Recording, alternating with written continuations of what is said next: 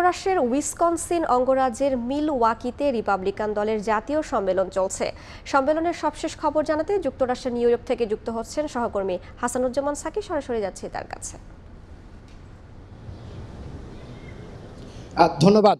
বিরল ঘটনা, ঐতিহাসিক ঘটনা। মার্কিন রাজনীতিতে এই ধরনের ঘটনা এর আগে কখনো ঘটেনি যে একজন ব্যক্তি, একজন রাজনীতিবিদ, একজন নির্বাচনের প্রার্থী তিনি তিনবার পর রিপাবলিকান পার্টির প্রেসিডেন্ট প্রার্থিতার জন্য মনোনয়ন পেয়েছেন।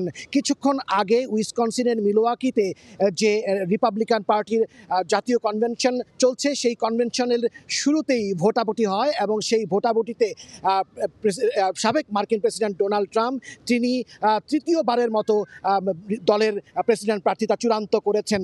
যে পর্যাপ্ত সংখ্যক ভোট দরকার ছিল 1215টি, তার অনেক বেশি সংখ্যক ভোট তিনি ইতিমধ্যে পেয়ে গেছেন এবং সব কিছু মিলিয়ে এখন রিপাবলিকান শিবিরে উৎসবের আমেজ। পাশাপাশি আজকে আরেকটি ঘটনা ঘটেছে।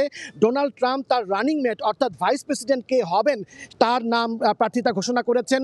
তিনি ওহাইও অঙ্গরাজ্যের সিনেটর জেডি ভ্যান্স এর বয়স মাত্র 39 বছর এবং প্রথমবারের মতো তিনি মার্কিন যুক্তরাষ্ট্রের কংগ্রেসের সিনেটে তিনি দায়িত্ব পালন করেছেন। সব কিছু মিলিয়ে এখন রিপাবলিকান শিবিরের যে নির্বাচনী প্রচারণা, সেই নির্বাচনী প্রচারণা আনুষ্ঠানিক চূড়ান্ত মনোনয়নের পর শুরু হয়ে গেছে এবং সেই সঙ্গে রিপাবলিকান শিবিরে এবং ডোনাল্ড ট্রাম্পের জন্য আজকে আরও একটি বড় খবর হচ্ছে যে মামলাগুলো তার বিরুদ্ধে চলমান ছিল, তার একটি মামলা ছিল গোপন নথি, অর্থাৎ তিনি যে রাষ্ট্রপতি ছিলেন সেই রাষ্ট্রপতি থাকার পরে তিনি রাষ্ট্রের গোপন কিছু নথি তিনি তার যে ফ্লোরিডার মারে লাগো সেখানে নিয়ে গিয়েছিলেন, সেই মামলা চলমান ছিল। আজকে বিচারক সেই মামলা খারিজ করে দিয়েছেন এবং তারপরে ডোনাল্ড ট্রাম্প তিনি তার প্রতিক্রিয়ায় বলেছেন যে তার বিরুদ্ধে যে অন্যান্য মামলাগুলো যে চলমান আছে তিনি আশা করছেন, বিশ্বাস করেন যে সেই সব মামলাগুলো আস্তে আস্তে খারিজ হয়ে যাবে। সব কিছু মিলিয়ে ডোনাল্ড ট্রাম্পের এবং রিপাবলিকান দলের শিবিরে এখন উৎসব এবং তারা এখন নির্বাচনী প্রচারণার মধ্যে রয়েছেন। অন্যদিকে জো বাইডেনের দল ডেমোক্র্যাট তারা কিন্তু আগামী মাসে যে অগাস্টের মধ্য অগাস্টে সেখানে শিকাগোতে ডেমোক্র্যাট দলের জাতীয় কনভেনশন অনুষ্ঠিত হবে।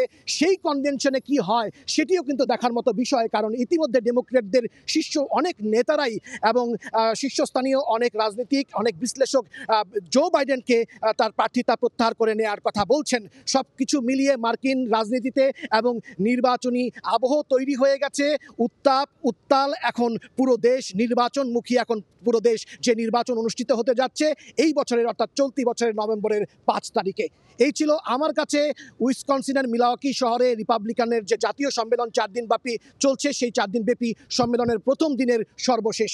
আপনাকে ধন্যবাদ। হাসানুজ্জামান সাকি, সময় সংবাদ, যুক্তরাষ্ট্র। এতক্ষণ সরাসরি যুক্ত ছিলাম যুক্তরাষ্ট্রের নিউ ইয়র্কে।